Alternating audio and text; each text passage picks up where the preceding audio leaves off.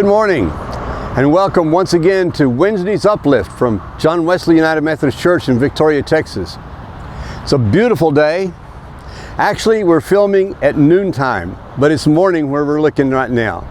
And so we just welcome you. We wanted to bring a Wednesday Uplift, kind of a midweek encouragement, words of hope and comfort. And so today, we're using our lay people to do this, and today we want to see what Scott Gold has to share with us in terms of some encouraging and comforting words about the days in which we live. God bless you. God keep you and sustain you. Come see us again.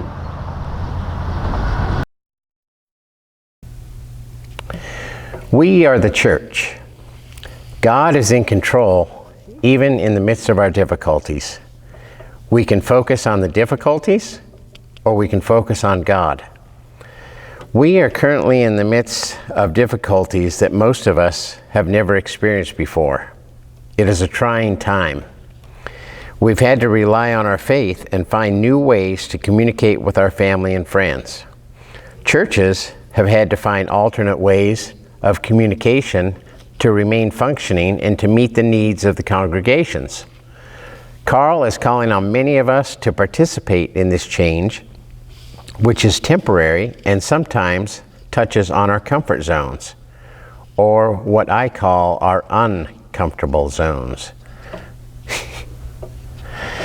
We are not all public speakers, although God may decide to use us that way. We are the church, each and every one of us. I've witnessed several of our congregation sharing in this change of participation. It's amazing how God can change us from individuals into participants. He can change water into wine. He can change slaves into leaders. You've heard about the coat of many colors, the story in the Bible of how God changed a slave into a leader and saved the nation of Israel. It was a difficult time. Jacob, whose name was changed to Israel, had 12 sons. Joseph, the second to the youngest of the 12, was his father's favorite, and his brothers all knew it. When Joseph was 17, his father gave him a coat of many colors, an elaborately embroidered coat. This made his brothers fiercely jealous. When Joseph began having dreams about ruling over his brothers, they became furious and wanted to get rid of him. They even discussed killing him. Instead, they decided to throw him in a pit, which they hoped would result in the same outcome. Later, thinking they could profit financially, they removed him from the pit and sold him to passing Ishmaelites, who took Joseph to Egypt and sold him into slavery. For 3 years, Joseph worked as a servant. He was wrongly accused of a serious crime and spent 10 years in prison. This was a difficult time for Joseph. Life couldn't have been easy. Yet he continued to believe that God was in control. God gave Joseph the ability to interpret Pharaoh's dream of 7 years of plenty, followed by 7 years of famine. Joseph suggested to Pharaoh that it would be beneficial to have someone in charge of storing extra grain during the years of plenty, so their country would not be devastated during the years of famine.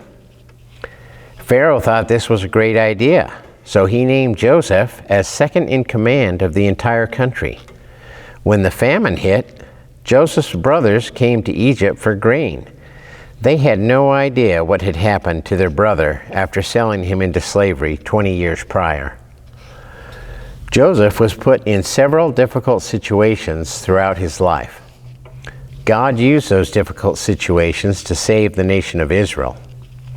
You can read the story in Genesis chapters 37 through 45. I've left out a lot of the details, but the outcome is the same. God led Joseph out of difficult situations and changed a slave into a leader. He can change water into wine. He changes us from individuals into participants. Let's embrace the new way we have learned to worship as God leads us out of this famine. My prayer is that we focus on all the good God is bringing out of this situation. God is great all the time. Thank you.